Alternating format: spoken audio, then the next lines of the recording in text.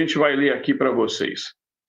A 10ª Pesquisa Nacional do Instituto GEP sobre as eleições presidenciais de 2026 confirma um cenário de polarização consolidada, mas com novos movimentos internos no campo conservador. O levantamento realizado entre os dias 1º e 5 de novembro de 2025 mostra Jair Bolsonaro, Michele Bolsonaro, Tarcísio de Freitas e Luiz Inácio Lula da Silva em situação de empate técnico no segundo turno. A margem de erro é de 2,24 pontos percentuais para mais ou para menos e o nível de confiança de 95,55%. Renovação no campo conservador. Os principais destaques dessa rodada vêm da direita, que mostra sinais claros de renovação de liderança. A ex-primeira-dama Michele Bolsonaro e o governador de São Paulo, Tarcísio de Freitas, surgem como herdeiros naturais do bolsonarismo, com perfis distintos e complementares.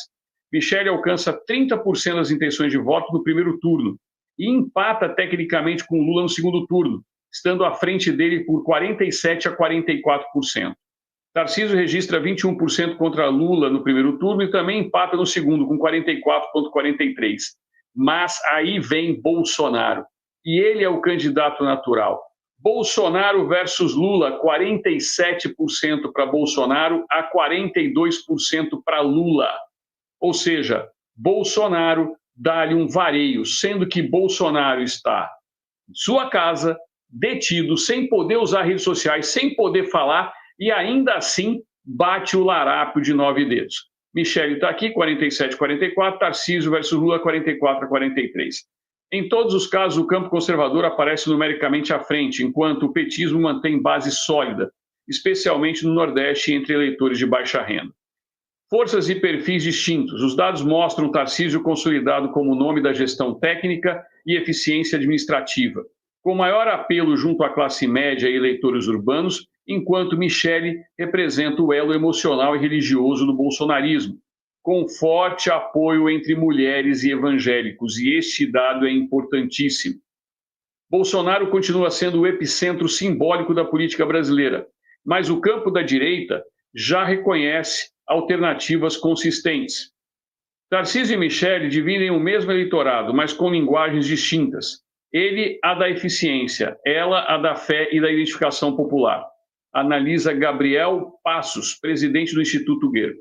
Então, o Tarcísio tem aqui os pontos positivos pela eficiência do governo do Estado de São Paulo. A Michele, pela identificação popular, principalmente entre as mulheres e o público evangélico. A força de Bolsonaro e o poder de transferência. E é isso que está mantendo Bolsonaro preso, porque o sistema sabe que Bolsonaro é imbatível nessa eleição de 2026. Mesmo fora do poder e sob restrições judiciais, Jair Bolsonaro segue como principal referência da direita e único a vencer Lula no segundo turno.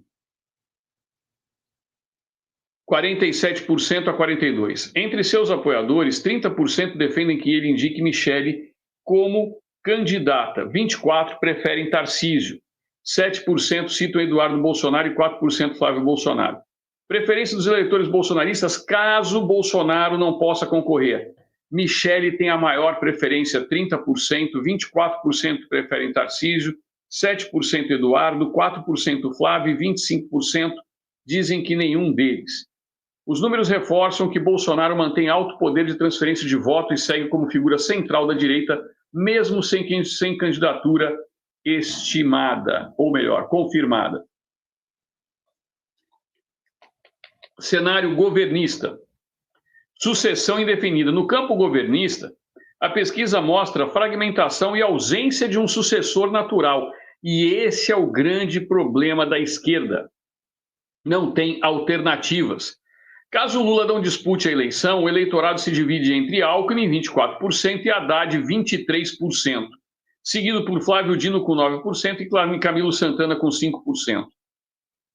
Nenhum deles, 26%. O resultado indica que o lulismo mantém base sólida, mas enfrenta dificuldades em transferir votos para outro nome sem o carisma pessoal do presidente.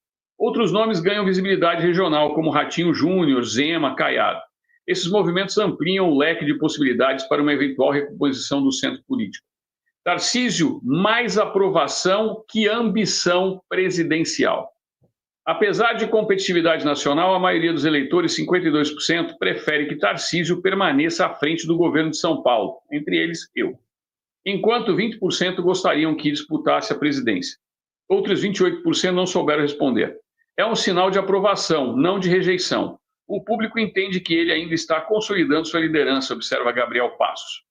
A avaliação do governo Lula melhora. A pesquisa também registrou melhora na avaliação do governo federal. A aprovação de Lula subiu de 38% para 42%, enquanto a desaprovação caiu de 53% para 49%. O avanço é mais forte entre mulheres, e por isso que Michele é fundamental numa eleição como essa, eleitores de baixa renda e nordestinos, principais bases do petismo. Há sinais de recuperação da confiança, especialmente nas faixas populares e entre beneficiários de programas sociais. E o Lula está injetando dinheiro, muito dinheiro público, para tentar recuperar esse público. De modo geral, o levantamento indica que o antipetismo perdeu intensidade, enquanto o antibolsonarismo se estabilizou. O resultado reforça um cenário de disputa entre blocos bem definidos com menos ideologia. Espaço para mais pragmatismo. Segundo o Instituto Guerra, a eleição de 2026 tende a repetir a lógica das anteriores, mas com novos rostos, discursos distintos e rearranjos dentro dos mesmos campos políticos. Aqui eu volto para vocês, eu fiz somente a leitura do relatório aqui, certo? E o Martini Rocha aqui continua sendo o idiota útil da vez. Não voto no Tarcísio, ele é lulista, gente, ele gosta de votar no Lula. Fazer o quê, né? Bom, gente, é o seguinte, eu quero explicar para vocês um pouquinho dessa pesquisa, só um minutinho aqui, que a gente vai mostrar uma série de coisas. Antes eu tenho que ajustar aqui a tela e tirar esta tela para colocar outra, enquanto a gente se prepara aqui. Vamos lá. Pronto, copiado, tá certo? Aqui a gente faz isso. Prontinho. Estamos aptos aqui a passar para outra tela para eu mostrar para vocês um outro compartilhamento aqui que é muito importante. Vamos ver se é essa aqui mesmo. Essa. Eu vou tirá-la no momento aqui, somente para vocês ficarem, mas vocês verem que ela já está aqui. Vou explicar uma coisa aqui para vocês, pessoal. Primeiro é o seguinte, qualquer pessoa que comece a falar que eu não voto em A, eu não voto em B, é um idiota útil. Porque é justamente isso que a esquerda quer. Minha briga é com a esquerda, minha briga não é com A, B e C. Quem Bolsonaro indicar é quem eu vou apoiar. Qualquer outra opinião que não essa é uma opinião imbecilóide. Desculpa se você está nesse patamar.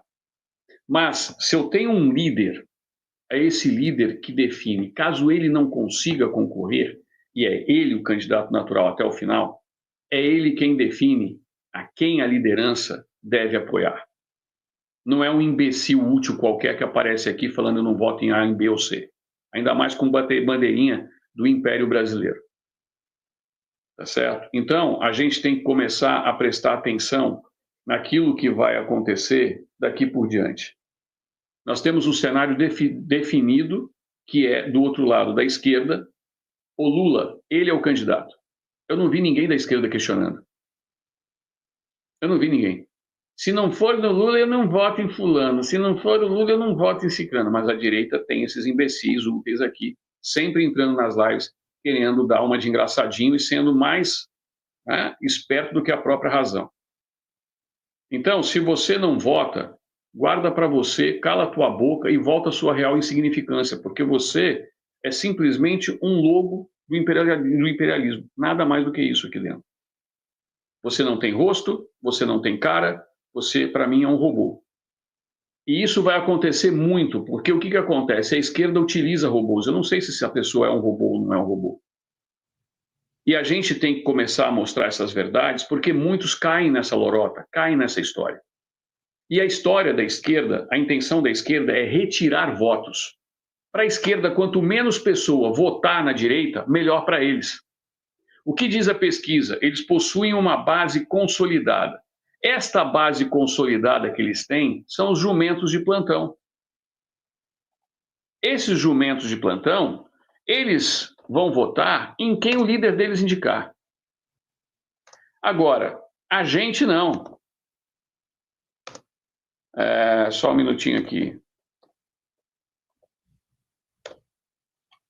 A gente não. A gente tem aqui uma base que ainda é uma base fragilizada. Por quê? Porque a nossa liderança sequer está podendo falar com a base.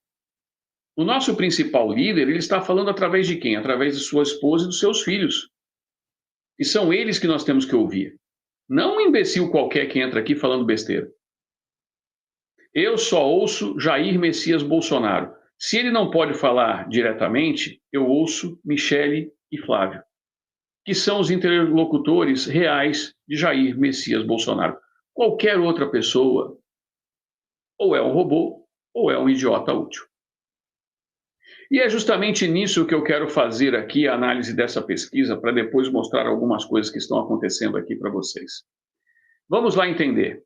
Eu quero que vocês trabalhem isso junto comigo. Em primeiro lugar, eu quero saber o seguinte: isso é fundamental da gente fazer essa pergunta para vocês responderem.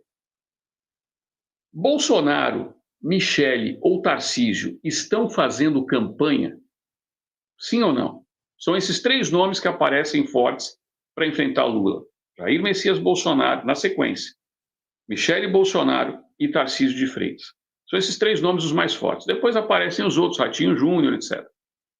Eles estão fazendo campanha? Um deles, que é o principal